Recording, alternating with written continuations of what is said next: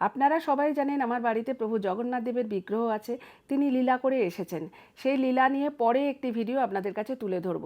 খুব ইচ্ছা ছিল এরকম একটি কাঠের রথ কিনবার, তো চোখে পড়ে গেল, তো সাথে সঙ্গে সঙ্গে নিয়ে নিলাম রং তুলি, যাতে রথটিকে খুব সুন্দর করে কালারফুল করা যায়। তো আমি বাড়িতে আসতে রথটা তো সবার পছন্দ হলো। আমাদের কোন স্টুডিও টিমের কৌশিক ছিল, সে বলল, আন্টি আমায় দেবে, আমি রং করব। তো আমি সাথে সাথে রাজি হয়ে গেলাম, কারণ প্রভু জগন্নাথের হয়তো তাই ইচ্ছা। এদিকে ওয়ার্ল্ড কাপ সেমিফাইনাল স্পেন ও ফ্রান্সের খেলা, তো ভালোই হয়েছে, খেলা দেখতে দেখতে রং হবে এটাই সিদ্ধান্ত হলো। কিন্তু ও কাজে লেগে পড়লো, কারণ হাতে সময় আমাদের খুব কম। বৃহস্পতিবার রথ, হাতে পাচ্ছি বুধবারটা, তার মধ্যে রংটি শুকোতে হবে।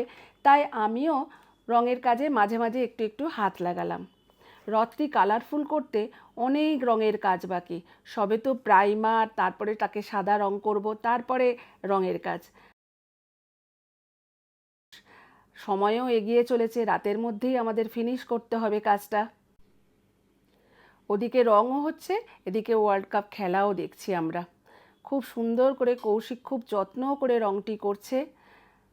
লাল আর হলুদ দিয়েই সাজাচ্ছি, যেহেতু আমাদের পুরীর রথ, জগন্নাথ দেবের রথের নাম নন্দীঘোষ এবং সেটি লাল হলুদ দিয়েই সজ্জিত, সেই জন্য আমরা লাল হলুদ রঙটাই বেছে নিয়েছি। ঘড়িতে বাজে 2:10, আমিও একটু একটু রঙের কাজে হাত লাগালাম, নালে শেষ করা যাবে না, অনেকটা কাজ বাকি।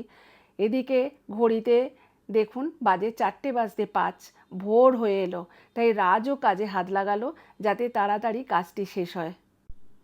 আমাদের যুদ্ধকালীন প্রস্তুতিতে রং চলছে, রাজ দিচ্ছে ফিনিশিং টাচ। বৃহস্পতিবার প্রভু আমার রথে বেরোবেন, সেই ভিডিও আমি আপনাদের কাছে তুলে ধরব। আর আমার এই রথটা কেমন হয়েছে আপনারা কমেন্ট করে অবশ্যই জানাবেন। আপনাদের প্রত্যেকের কমেন্ট আমার কাছে বহুমূল্য। আর লাল হলুদ রঙে সাজিয়ে এত সুন্দর লাগছে, সত্যি আমার নিজেরই খুব ভালো লাগছে। আর খুব মজবুত রথ, একদম বহু বছরের জন্য আমার রথটা তৈরি হয়ে গেল। আর আমার কোনো চিন্তা নেই, সবাই মিলে আমরা খুব প্রস্তুতি নিচ্ছি রথের জন্য।